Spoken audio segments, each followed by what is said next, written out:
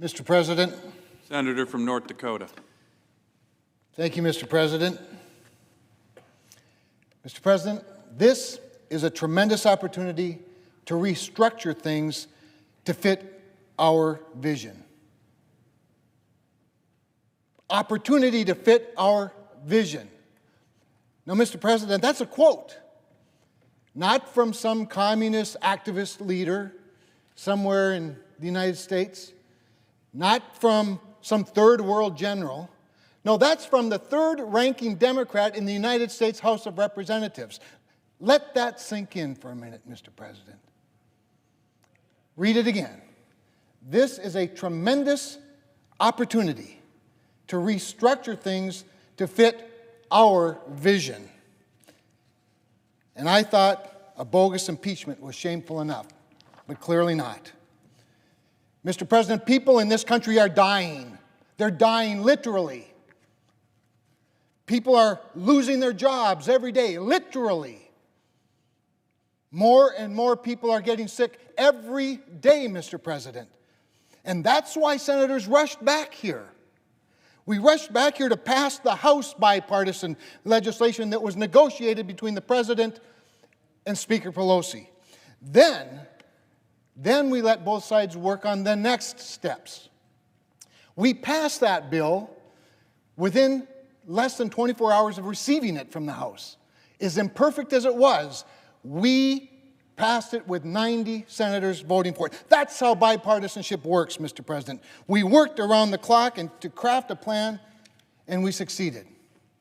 And now here we sit, listening to our Democratic colleagues pretend this is a partisan plan, as if they weren't sitting in the room as it was being negotiated. Many of their ideas are in this bill.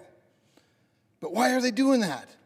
Well, I'll tell you why they're doing it. Because when we see a rising body count, they see a political opportunity. Shame on them. The Trump derangement syndrome is accelerating the coronavirus. And they should be ashamed of themselves. They see a chance to impose their vision, their left-wing radical vision on our country because they think they can force it past us during this crisis. Their extreme partisan obstruction has blinded them.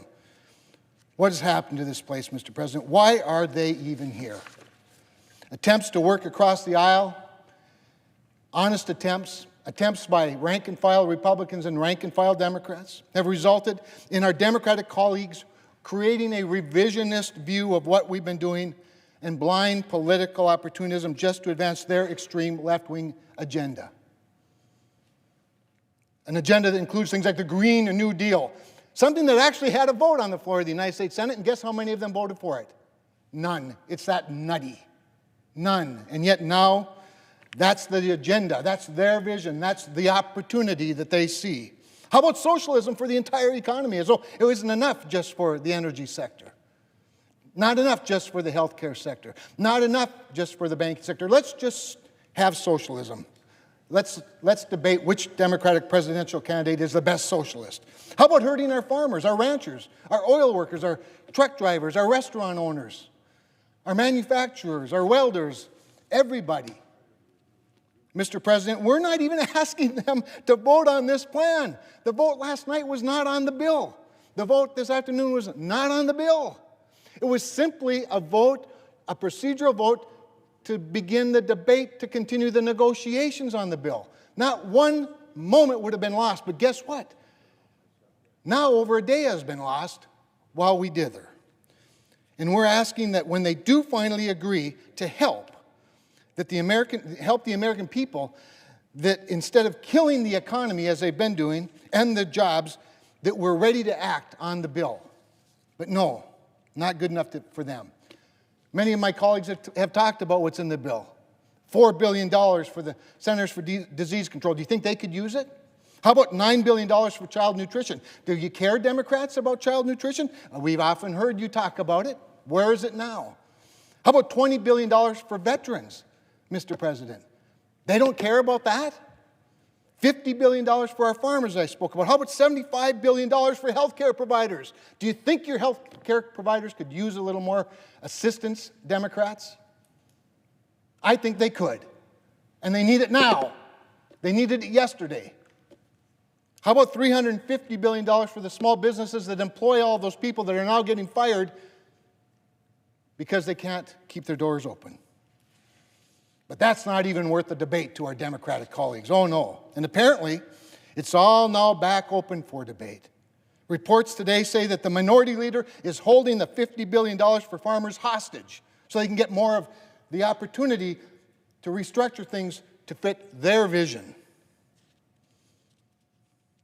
Apparently, the majority leader either forgot or he never knew that food doesn't come from the deli, Mr. Minority Leader. Food comes from the farmer. There's no sandwich in the New York deli without the farmer growing the grain. There's no meat in that sandwich without the rancher raising the livestock. No, they don't make that food in the deli, Minority Leader. And who started all of this? It wasn't him. He tried to be helpful for a while, or at least it appeared so. No, it wasn't him. It wasn't even an uprising of the rank-and-file Democrats that have been filing in occasionally into this chamber. It wasn't even a breakdown in negotiations between Republicans and Democrats. It was the House Speaker, Nancy Pelosi, flying in here on an airplane powered by fossil fuels. Maybe those fossil fuels were even made by some oil from Alaska or North Dakota or Texas. Demanding an expansion of what? The renewable energy tax credits and other parts of our extreme left-wing radical partisan agenda. What in the hell does that have to do with coronavirus? The absurdity of it speaks for itself. That's what we've learned to expect from the majority of our colleagues on the other side of the aisle and the other chamber of Congress. Ever since the freshman Democrat from New York became the de facto Speaker of the House.